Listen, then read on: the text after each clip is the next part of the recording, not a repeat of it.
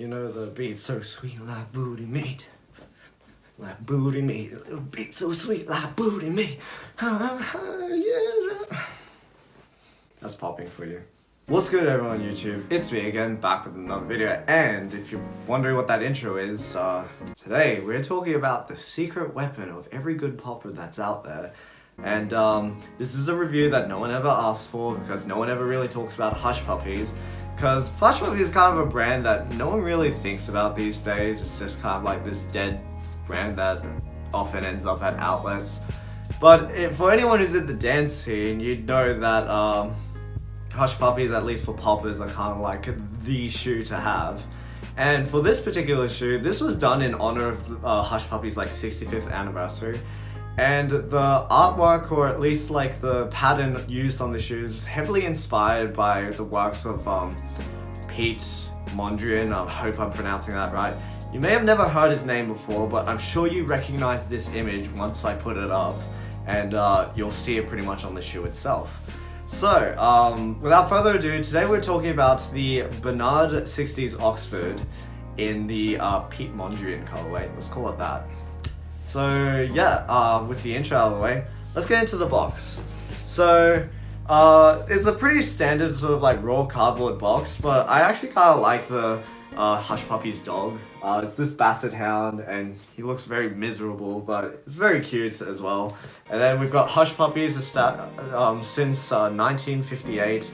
So yeah, what, 60 or 70 years at this point? I'm not really good at numbers off the top of my head, but we've just got some branding on the sides. And then if we lift open the box, we've actually got this pretty interesting paper with old black and white photos of what I think is like other Hush Puppies being made back in the day. So that's pretty cool. And then on top of that paper, each shoe was individually wrapped with additional paper as well. And there was a cardboard piece separating the two shoes. And stuffed inside the shoes, we actually had a piece of paper sort of packed in the toe, and then this cardboard rod that sort of held the shape of the heel. So yeah, quite a lot of paper considering the shoe. I'm not going to try and close this now. And if we look at the label, it reads Bernard 60s Oxford. So the retail price on these, for a pair of Hush Puppies, these actually retailed for a pretty hefty price. It was up on a website, I think it was something around like 200 AUD or something like that. I didn't pay this. I actually bought 3 pairs and had to get them reshipped because they didn't release here in Australia. And after reshipping, each pair came to around 130 Australian dollars. I'll find the exact figure and put the conversion here. And even for $130, considering this this brand is a brand that goes on deep discounts well under $100, it's quite a lot. But you know, someone who just is trying to be the very best, like no one ever was. I thought it was a fair price. So yeah, with the box out of the way, let's get into the shoes. And here we are. Cheese. The Hush Puppies Bernard 60s Oxford in the Piet Mondrian colorway. So this is very much like the classic sort of Oxford silhouette with the sort of toe panel and the toe box and whatnot. I'm not even going to really get into it. But the most interesting thing about this shoe is that they've used the line sort of artwork that was very famous from Piet and applied it on the shoe in a very interesting way. So where all the lines are, it's actually stitched on leather, and I think the leather, I think it's actually real leather. I'm not 100% sure.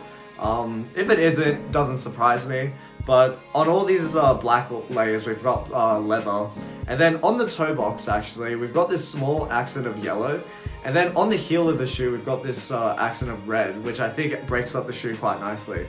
And then predominantly on the rest of the shoe, it's this like grayish white suede. And then on the laces, we've just got some metal lace holes, which is slightly different from my black pair that I reviewed a bit before. Then on the insole, it reads limited edition, so you know it's worth something. Hush Puppies, established in 1958. And the insole actually is probably one of my favorite things about this shoe. It's a super padded, super thick like gel insole. And it's got this sort of raised section in the heel, which acts like a button to press on, which is actually quite nice. And then moving down to the midsole, this is probably the one thing that irks me about these updated silhouettes. They incorporated this 0G technology midsole, which is just like this sort of foam midsole. But the way they sculpted it is much less aggressive than the original Hush Puppies, where there's a very obvious heel to toe drop. So the midsole is actually quite thick and pretty uniform in terms of its thickness. And then moving to the outsole, we actually just have the foam that continues on to the outsole. And if we look at the middle, it says Hush Puppies and then 0G. There's no rubber on this, and as I said in my after one day of wear, the outsole doesn't wear very well, but that's okay. So that pretty much covers the main features of this particular shoe. In terms of sizing, just like most dress shoes, I find that most dress shoes you can go down a half size, mostly because the toe box ends up being super long. So I bought these in a US 9 and they actually fit me pretty much spot on. So I would recommend, if you're buying these shoes, to probably go down half a size if you can. So I'm typically a US 9.5 in most of my sneakers. I bought these in a US 9 and they fit me pretty good. Now, in terms of comfort, because of the added insole, the step-in comfort of this shoe is actually really nice.